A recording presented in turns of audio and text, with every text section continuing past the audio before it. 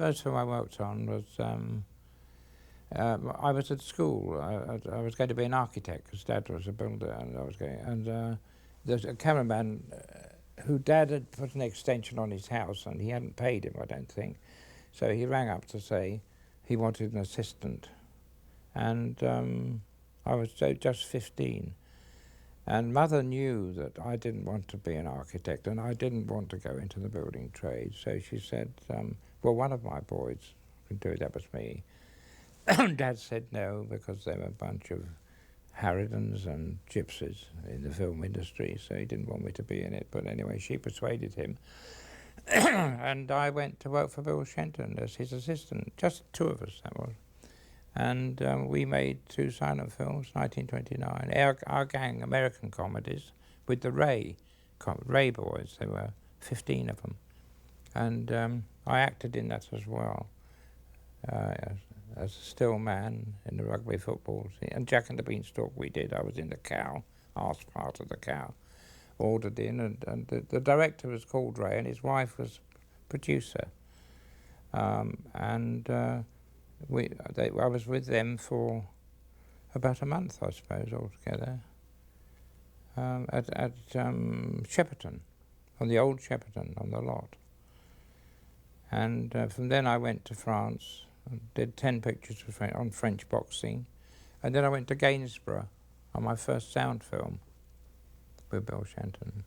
You know, I think the first movies that I began to get interested in were the Polanski movies, really, because he was a dedicated chap, and my cinematography was not like the French, was wishy-washy, because, I mean, Knife in the Water, which he did before that, was very wishy-washy, but a wonderful film. But when he got the contrast that I could produce, then I was God.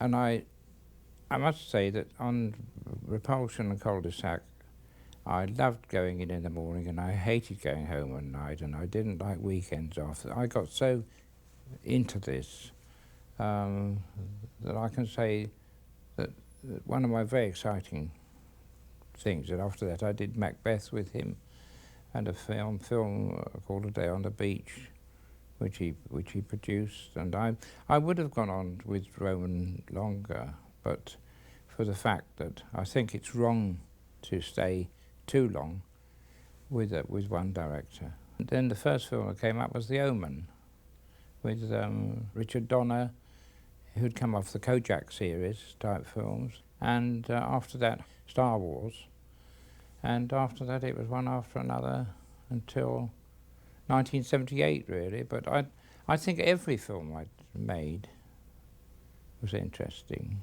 And it's an experience to work with people like Alfred Hitchcock. He's a great man with great movies, and he puts you on trust to do this and doesn't go to Russia for 3 weeks.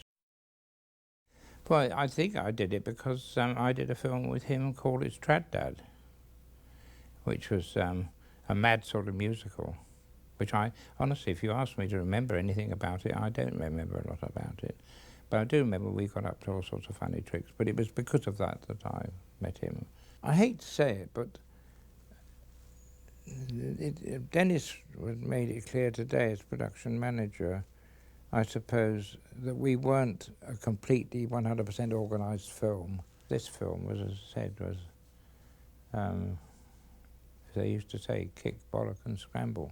I don't think that the script was creative in the way that writers normally do a film script. That is a shooting script, and they put out ideas of how it's all to be done. And I don't remember the script being very detailed, and Dick gave the impression that we've got to do something with it, but what, he wasn't always sure of. I did say to them, why don't you get a real train and go on it? And they said, you can't take any lighting.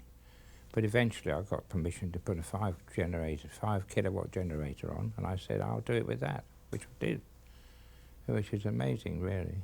Well, for me, I left home at 6 o'clock in the morning, and I never got back before midnight. By the time I'd arranged for tomorrow and to work out the points where we're going to be tomorrow, You see, that's it. It was a long, each day for me was a long day with a rigging crew to get lights where we wanted to be. And I would say to the electrician, I want 6 points here where you want to come. We're going to move, but I want to go straight in. So we'd have 3 blokes carrying a lamp, and we did it this way by wonderful sparks that worked their guts out for me.